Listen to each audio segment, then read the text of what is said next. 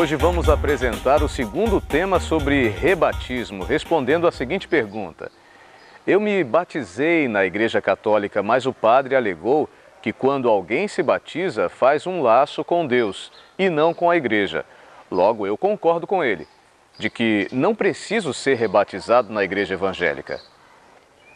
Quero iniciar a resposta dizendo que respeito a todos os meus amigos católicos e aos queridos padres que ministram a palavra.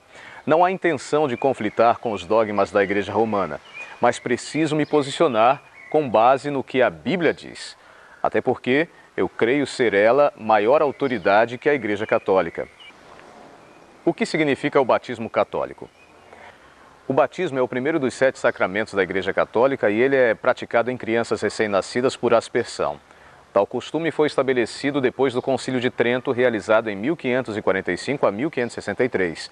Ali a Igreja Romana seguiu a teologia de Agostinho, que defendia, com base na teoria estoica do traducionismo, que ensina que o homem e a mulher, sendo seres tanto físicos como não materiais, naturalmente procriam seres de sua própria natureza. E assim, o pecado é espiritualmente transmitido no ato da procriação. Vale a pena citar que, por mais lógica que seja esta ideia, ela tem a origem no pensamento humano e não na teologia bíblica. E foi este o fato que influenciou Agostinho a rejeitar a interpretação da própria Bíblia sobre esse tema, o pecado original. Ele interpretou o Salmo 51:5 equivocadamente. Eis que eu nasci em iniquidade, em pecado me concebeu a minha mãe.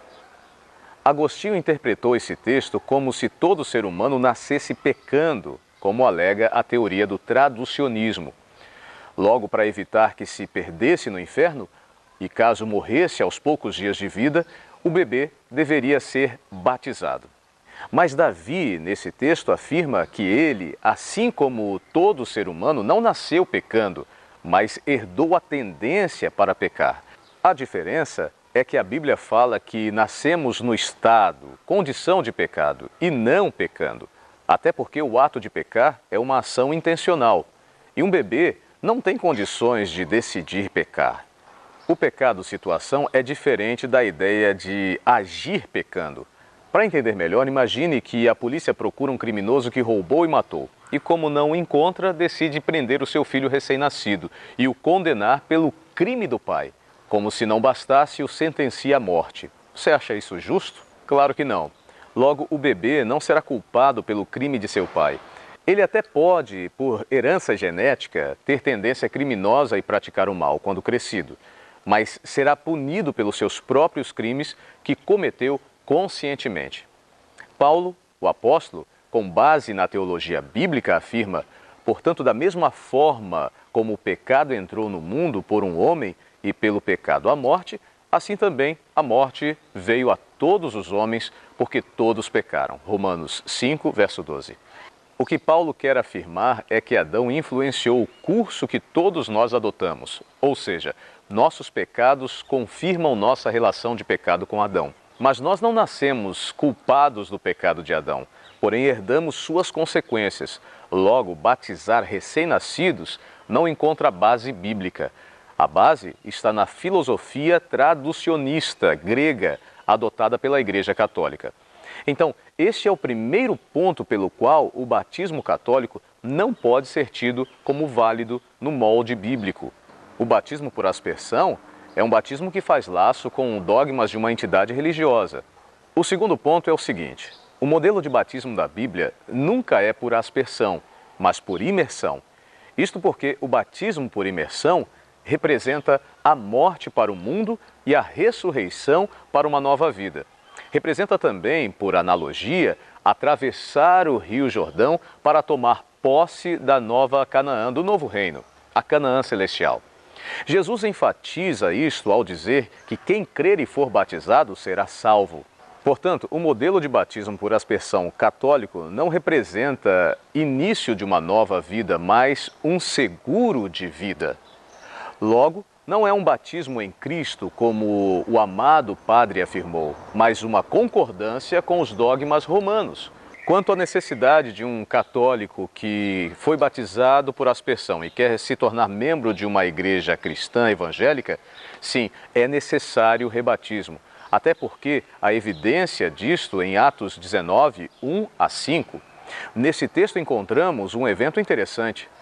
Enquanto Apolo estava em Corinto, Paulo, atravessando as regiões altas, chegou a Éfeso. Ali encontrou alguns discípulos e lhes perguntou: "Vocês receberam o Espírito Santo quando creram?" Eles responderam: "Não, nem sequer ouvimos que existe o Espírito Santo." "Então, que batismo vocês receberam?" perguntou Paulo.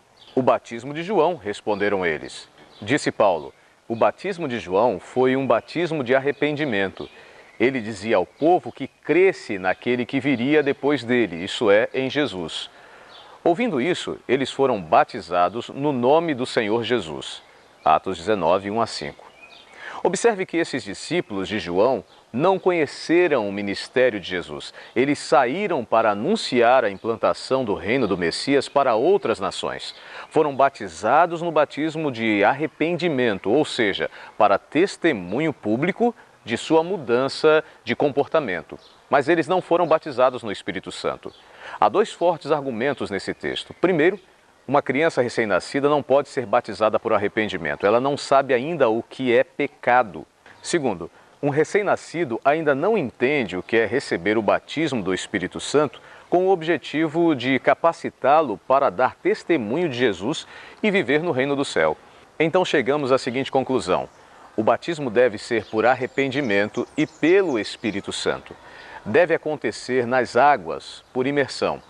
Logo, se este modelo e objetivos não acontecem, o batismo perde valor dentro da proposta de salvação.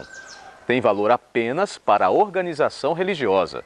Quando alguém conhece a verdade, se desliga de filosofias humanas e interpretações equivocadas. Neste caso, quando conhece a luz plena, deve ser rebatizado conforme o exemplo dos discípulos de João.